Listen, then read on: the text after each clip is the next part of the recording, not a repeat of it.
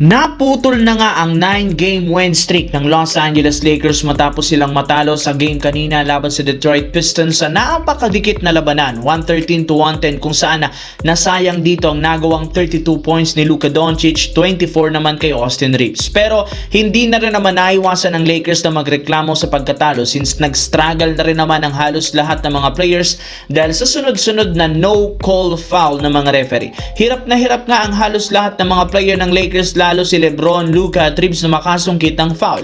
Kahit man tinutulak na sina Luka at Austin Reeves, tinatapik sa forearm si LeBron sa pagsalaksak sa ilalim ng basket, hindi pa rin naman tumatawag ng foul ang mga officials. Mismong si Luka Doncic nang nagsabi marami nga talagang missed call sa kanilang game na siyang nagpahirap sa kanya at sa kanilang team.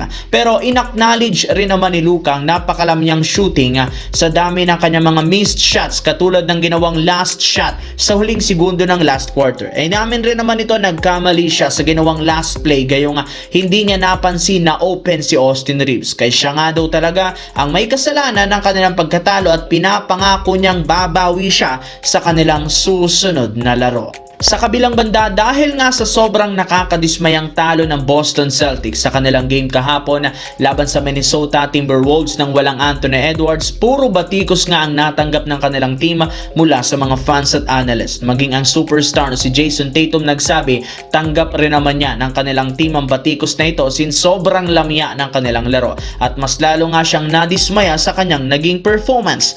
Alam niya hindi ganun ka-efficient ang kanyang laruan, lalo ang kanyang shooting, pero sa kabila niyan, sa frustration, excited pa rin naman siyang ipagpatuloy ang kanilang ginagawa hanggang sa makuha nila ang kanilang rhythm. Hindi rin naman ito makapaghintay na maglaro sa playoffs dahil inaasahan niya na once na magsimula ang mga intense na game, magbabalik na rin naman sa dati ang kanyang performance. Gigil rin naman ito na maglaro sa postseason since hindi siya maayos na nakapaglaro last playoffs, bunsod ng pagtatamo ng malalang injury last year. Sa kabilang banda dito naman, literal natambakan ng Milwaukee Bucks ng Los Angeles Clippers ngayong araw. Simula sa umpisa hanggang sa pagtatapos, outplayed sila ng gusto sa opensa at depensa.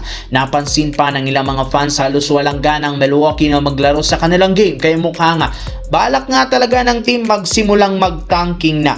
May inilabas na rin namang balita ngayon na tuluyan na nga nilang itinanggal at iniwave ang kontrata ni Cam Thomas. Siyempre, sa kabila na pag-average ng almost 10 points sa game, 41% shooting sa loob ng 16 games sa team, tinanggal pa rin nila ito sa kanilang lineup. Aminado ang Milwaukee Bucks, walang pag-asa ang kanilang team mag-compete at makapasok pa sa playoffs ng Eastern Conference. Kaya sinubukan na lang naman ang front office magtipid ng bayarin, gayong ayaw nga nilang maging garantisado pa ang kontrata ni Cam Thomas sa mga susunod na araw, lalo pag nagtagal ito sa kanila, kailangan nila itong bayaran.